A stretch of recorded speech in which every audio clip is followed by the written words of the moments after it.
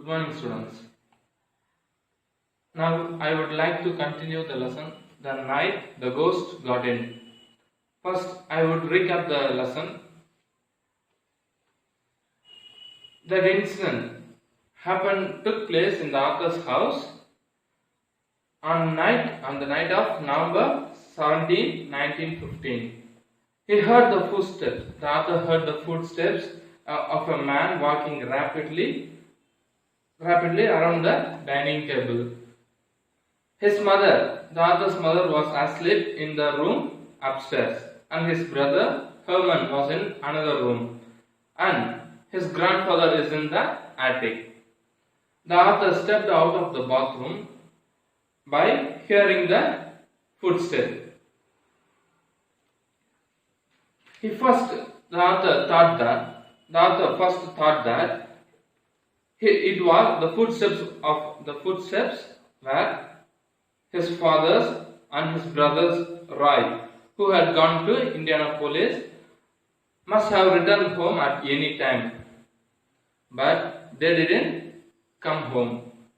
Then the author suspected that it might be burglars, but there was nobody.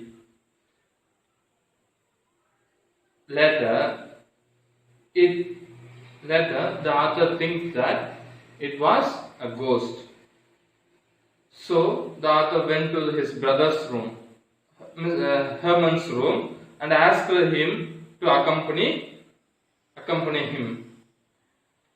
They went to the back staircase to listen the footsteps. The author and his brother saw nothing came, and they heard only the footsteps. They shut the doors. They went to their room and shut the doors in fear. All the commotion awoke the mother, and she demanded to know what was happening. They slammed the doors so that the mother awake from her sleep, and she asked the author and his brother to know what was happening. She thought that it was burglars. Mother requested Mr. Bodwell, to inform the police that there were burglars in her house. So Mr. Bodwell called the police over telephone, and the police came along with the reporters. The police broke open the glass and made a forceful entry in the author's house. They searched downstairs and the author's mother's room, and there was no sign of anything or anyone. Then, when they heard the author's grandfather in the attic, the police rushed upstairs to the attic. The author's grandfather was an old man who believed that he was still in the American Civil War. The author's grandfather snatched a gun from one of the policemen and started shooting at them. The police managed to save themselves and came out of the attic.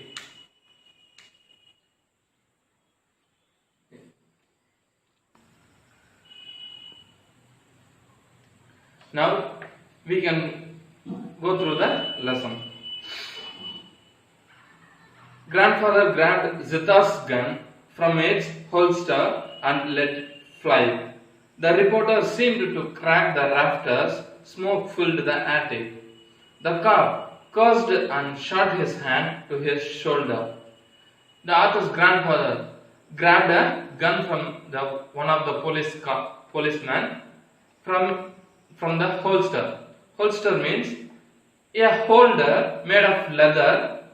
A holder made of leather for carrying handgun. You might have noticed that the policeman have it here. The report The report seemed to crack the rafters. Smoke filled the attic. A cop cursed and shot his hand to his shoulder. One of the cops was injured by the author's grandfather by shot his gun. Somehow we all finally got downstairs again and locked the door against the old gentleman. Somehow the policeman and the author, they got downstairs and locked the room. They locked the room. He fired once or twice more in the darkness and then went to bed. The author's grandfather, in the darkness, he shot 2 or 3 times and he went to bed. That was grandfather. I explained it to Joe out of breath. He thinks you are a deserter. The author explained to the Joe, or the cop, the policeman, that he was my grandfather and he thinks that you are a deserter. For that, the Joe replied, I will say he does, said Joe. For that, the policeman Joe replied that I think he might have. The cops were reluctant to leave without getting their hand on somebody besides grandfather. That night had been distinctly a defeat for them. Furthermore, they obviously didn't like the layout. Something looked, and I can see their viewpoint, phony. The cops, the policemen were unwilling or hesitant. Reluctant means hesitant. They were hesitant to leave the house without getting their hand on somebody. So they began to poke into the things again. So they searched. So the policeman searched every area in that house. A reporter, a thin-faced, wispy man, came up to me. A reporter, one of the reporter came to the author. He looks like a thin-faced, wispy man. Wispy means fine. Came up to me. Came to the author. I had to put one of mother's dress, not being able to find anything else. So that the author, till now, the author was in the towel on his waist. So he had to dress up one of her mother's dress because he had not able to find his dress. The reporter looked at me with a mingled suspicion and interest. Just what the hell is the real lowdown here, bud? He asked. The reporter asked the author that, just tell me what was happened here. I decided to be frank with him. We had ghosts, I said. The author wants to be very frank with the reporter, so the author said that we had ghosts. He gazed at me a long time as if I were a slot machine into which he had, without results, dropped a coin. Gazed means looking steadily. The reporter gazed at the author for a long time as if he dropped a coin in a slot machine and waited for the result. Then he walked away. The cops followed him. The cops followed him. The one grandfather shot, holding his now bandaged arm, cursing and blaspheming. The reporter went away and the policeman followed the reporters.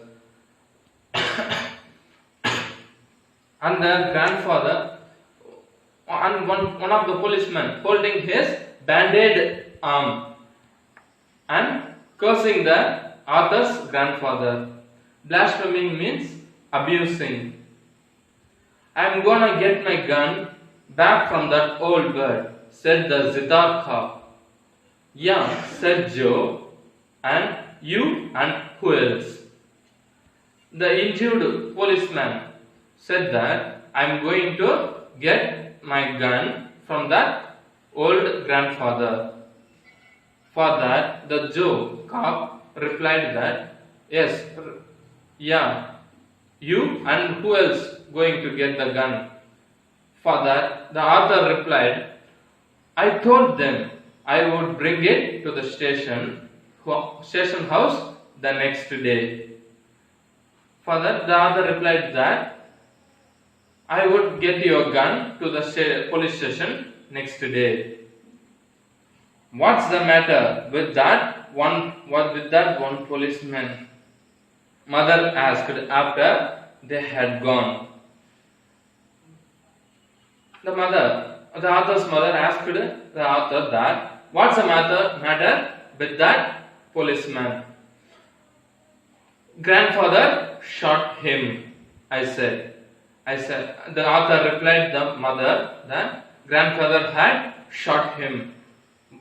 What for? She demanded. My mother asked me, for what? The grandfather shot the policeman. I told her that he was a deserter. Grandfather thought that the policeman was the deserter, so he might have shot them. Of all things, said mother, he was such a nice looking young man. For that, the author's mother replied that after all, he was a handsome guy. Grandfather was fresh as a daisy and full of jokes at breakfast next morning. Next day morning, grandfather was as fresh as he was very fresh and very full of jokes at breakfast next morning. We thought that at first he had forgotten all about what had happened, but he hadn't. We all thought that the grandfather had forgotten everything happened last night, but he had not forgotten. Over his third cup of coffee, he glared at Herman and me. What was the idea of all? What was the idea of all them cops terrorizing round the house last night? He demanded. While he drinking his third cup of coffee, he asked the author and his brother Herman, what was the policeman doing last night in our house? And added that none of you bothered to leave a bottle of water beside my bed. Do you ever realize what it cost for a thirsty man to look for a water in the dining room last night? He had us there. And he said that none of you bothered to leave me a bottle of water beside my bed. So I went to search for a water. In the dining room last night. Then only the author understand what happened last night.